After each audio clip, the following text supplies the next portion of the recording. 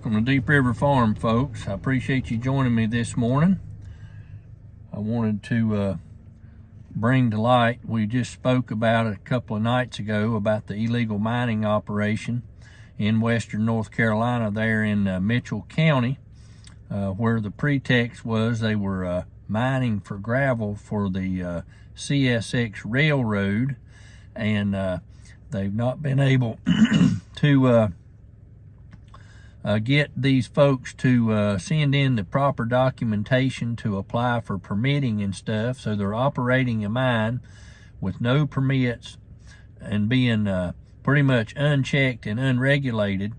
And the North Carolina Department of Justice is now involved. And I just also found out that the North Carolina Department of Labor is also involved.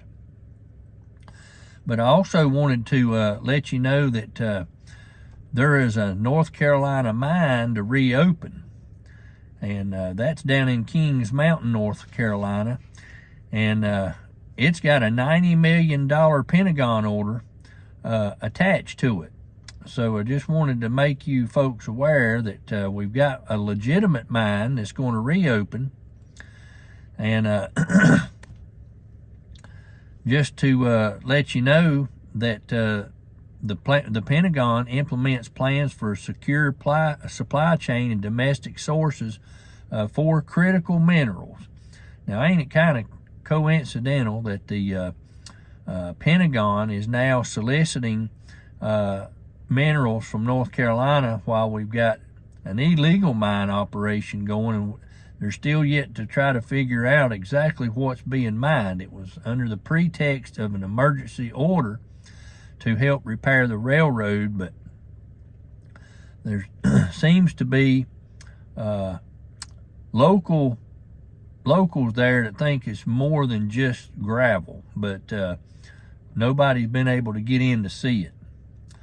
So let's get back to this legitimate one, that there's been a $90 million agreement to purchase lithium from Albemarle based out of Charlotte, which is going to increase domestic production of lithium for the nation's battery supply chain, the Pentagon has said in a news release. The agreement under the Defense Production Act will help reopen the Kings Mountain Lithium mine, which will support the manufacturing of about 1.2 million electric vehicles annually.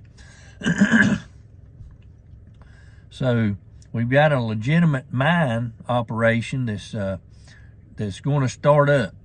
Now, this is an 800-acre site. It's located right off of Interstate 85, about 35 miles west of Charlotte.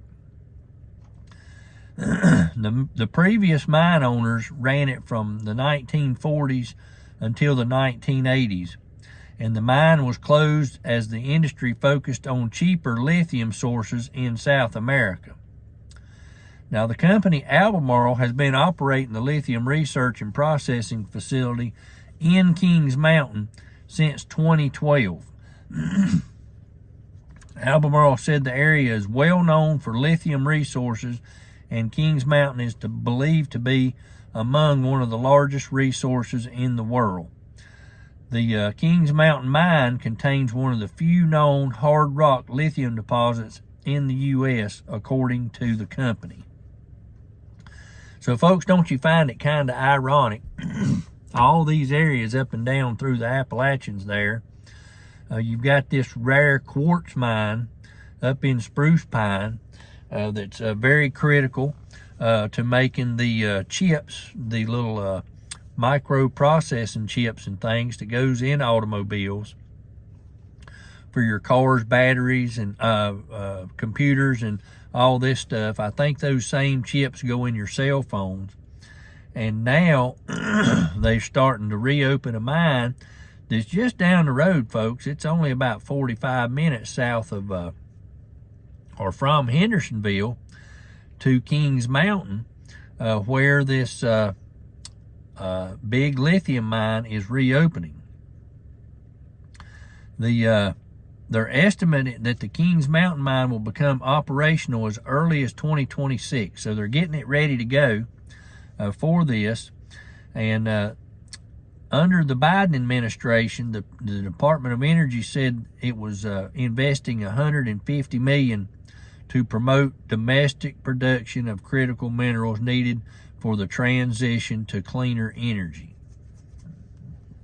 So there you go, folks. The Pentagon's giving out money for lithium. We got an illegal mine operation going on in Mitchell County. Not sure what all they're after. They just know that there is gravel there. There's also lithium and quartz in the areas of those mountains, and they will not produce or try to get a proper mining permit. So there you go. Well, folks, I appreciate you joining me this morning on Deep River Farm. You'll be seeing this tonight. We had a beautiful moon this morning. I took a picture of it. That was taken this morning. You saw it at the beginning of the video. I appreciate you folks joining us here. Appreciate you supporting the channel. I see many of you on nightly at 8 p.m. That's when we try to release our videos and all that type stuff. And our next series of videos we're doing some information research on is about big pharma going farming.